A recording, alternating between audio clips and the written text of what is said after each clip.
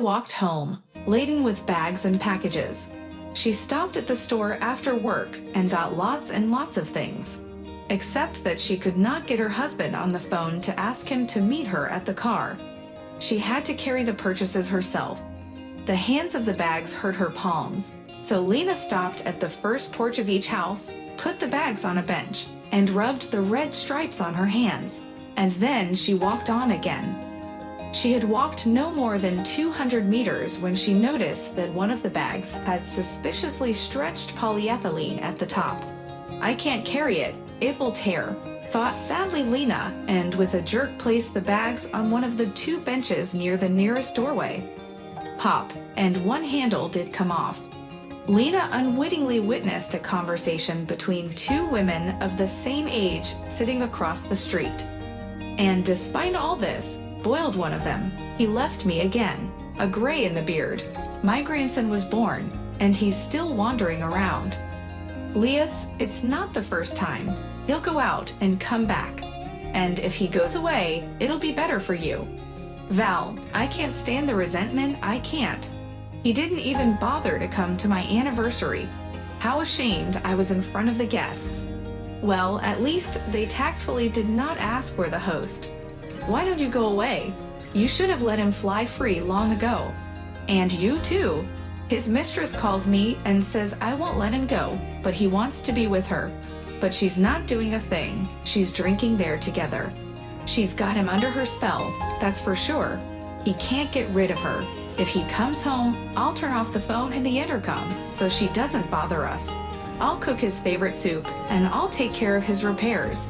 He comes home guilty after the booze, asks for forgiveness, and takes up the business he's been neglecting. And then Lena's phone rang. She stepped away from the bench and answered it. Her husband asked where she was, scolded her for carrying heavy things by herself, and told her to stay put, he would be here soon. Lena put the phone away in her purse, returned to the bags, and saw that the woman who had been actively complaining had already left, and her neighbor remained, looking at the young woman curiously. She was clearly impatient to talk to someone else. "What, girl, didn't you calculate your strength? You'll break your back when you're young. No one will appreciate it. Where's your man? With his friends in the garage or with a beer on the couch. I thought I'd take a little of this and a little of that, but it's a bit heavy. My husband's on his way to pick me up. I'm just waiting for him." "All right then, wait of course. Here's Lucius Ivan himself. He hasn't been home for a week. My goodness, he's not alone. Look, here comes the fun part." Valentina sat down on the bench next to Lena. They saw a couple approaching the house, drunkenly gating. The woman stopped a little away, and the man, muttering hello, went into the driveway. "I guess I ran out of money," Valentina commented. Lena wanted to say something, but then she heard shouts from the open window on the second floor. "You ruthless drunkard! I have laid my whole life on you. Where are you going again? I will not let you go." A woman's voice boomed, apparently that of Ludmilla. What Ivan said in reply was not heard, but the woman's tone suddenly changed to one of affection and supplication. "Vanetka, don't swear. Of course, you are the master of yourself and your money. But where will you go without eating? Would you like a salad? I just made a salad today. I'll pour you some soup from the casserole, with salted fat, just the way you like it. And I've got a good liqueur. There you go. Sit down, sit down." The window closed. 10 minutes passed, and Ivan never came out. His girlfriend called her cell phone in vain over and over again. No one picked up the phone. Then she went and dialed the number of the apartment on the doorbell. Again, to no avail. She turned it off. "Ooh, old bitch. Well, nothing. We'll fight again." The woman waved her fist up at me and looked at the people on the bench. "And what are you staring at? And who are you, telling me where to look? You should be ashamed of yourself. You also have children, grandchildren, and you do not dry up. Get out of our yard." Valentina was in no debt. The lady of Ivan's heart cast a farewell look at the window, and proudly raising her head, walked away. Lena suddenly felt very sorry for everyone involved in the drama. she was surprised to note that the woman who had left looked good for her age and way of life. How was she, huh? Lieska was a bricklayer after all. Valentina was bursting with pride for her friend. What a horror! She was so humiliated because of a man. She could not stand her lover's debauchery. He would have needed it to wash, to cook for him. And his wife will have to go to bed with him after he's gone on a bender.